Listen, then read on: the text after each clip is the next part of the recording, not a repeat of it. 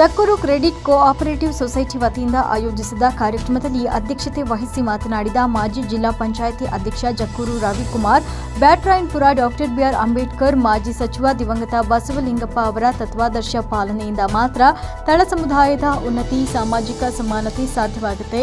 ಹಿಂದುಳಿದ ಮತ್ತು ತಳ ಸಮುದಾಯದ ಜನರ ನಾಡಿ ಮಿಡಿತ, ಅವರ ಕಷ್ಟ ಕಾರ್ಪಣ್ಯಗಳ ಬಗ್ಗೆ ಚೆನ್ನಾಗಿ ತಿಳಿದಿದೆ. ಬಾಲ್ಯದಿಂದಲೂ ಡಾಕ್ಟರ್ ಬಿಆರ್ ಅಂಬೇಡ್ಕರ್ ಮತ್ತು ದಿವಂಗತ ಬಸವಲಿಂಗಪ್ಪ ಅವರ ಬದುಕಿನ ಆದರ್ಶಗಳನ್ನು ಮೈಗೂಡಿಸಿಕೊಂಡಿದ್ದರಿಂದ ಶಿಕ್ಷಣದ ಜೊತೆಗೆ ಸಮಾಜದಲ್ಲಿ ಉತ್ತಮ ಬದುಕು ರೂಪಿಸಿಕೊಳ್ಳಲು ಸಾಧ್ಯ ಆಯಿತು. ಜಕ್ಕೂರು ಕ್ರೆಡಿಟ್ ಕೋಆಪರೇಟಿವ್ ಸೊಸೈಟಿಯ ಹೊಸ ವರ್ಷದ ಡೈರಿ ದಿನದರ್ಶಿಕೆ ಬಿಡುಗಡೆ ಮಾಡಲಾಯಿತು. ಇದೇ ವೇಳೆ ಹಲವು ಮುಖಂಡರು ಜಕ್ಕೂರು ರವಿಕುಮಾರ್ ಅವರಿಗೆ ಜನ್ಮದಿನ ಮತ್ತು ವಿವಾಹ ವಾರ್ಷಿಕೋತ್ಸವದ ಶುಭ ಹಾರೈಸಿದರು.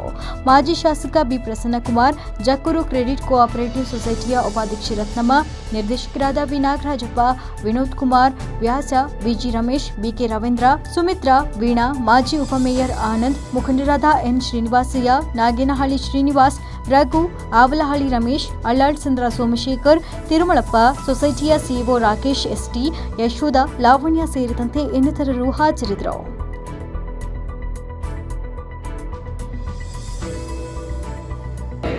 ಇವತ್ತು ನನ್ನ 58ನೇ ಹುಟ್ಟುಹಬ್ಬ ಕಾರ್ಯಕ್ರಮವನ್ನು ಪ್ರತಿ ವರ್ಷದಂತೆ ಈ ವರ್ಷವೂ ಸಹ ನನ್ನ ಹುಟ್ಟುಹಬ್ಬದ ಜೊತೆಗೆ ನನ್ನ 38ನೇ ವರ್ಷದ ಮದುವೆ ದಿನವೂ ಸಹ ಇವತ್ತು ಪ್ರತಿ ವರ್ಷವೂ ಆಯೋಜನೆ ಮಾಡ್ಕೊಬರ್ತಾರೆ ನಮ್ಮ ಜಕ್ಕೂರು ಕ್ರೆಡಿಟ್ ಕೋಆಪರೇಟಿವ್ ಸೊಸೈಟಿಯವರು ಮತ್ತು ಅಂಬೇಡ್ಕರ್ ಸಮುದಾಯ ಭವನ ಟ್ರಸ್ಟ್ ವತಿಯಿಂದ ಸುಮಾರು ವರ್ಷಗಳಿಂದಲೂ ಸತತವಾಗಿ ಈ ಕಾರ್ಯಕ್ರಮ ಮಾಡ್ಕೊಂಡ್ಬರ್ತಾರೆ.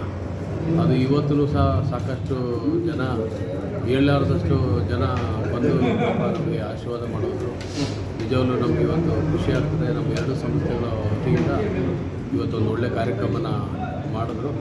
ಈ ವರ್ಷವೂ ರೈಸ್ ಆಗ್ತದೆ, ವಿನಃ ಕಡಿಮೆ ಆಗ್ತಾಯಿಲ್ಲ. ಅವರ ಸಿಸ್ಟಮ್ಮು ಅವೆಲ್ಲ ಶಿಸ್ತು ಅವೆಲ್ಲ ನೋಡಿ ನಿಜವಾಗ್ಲೂ ಖುಷಿ ಆಗ್ತದೆ.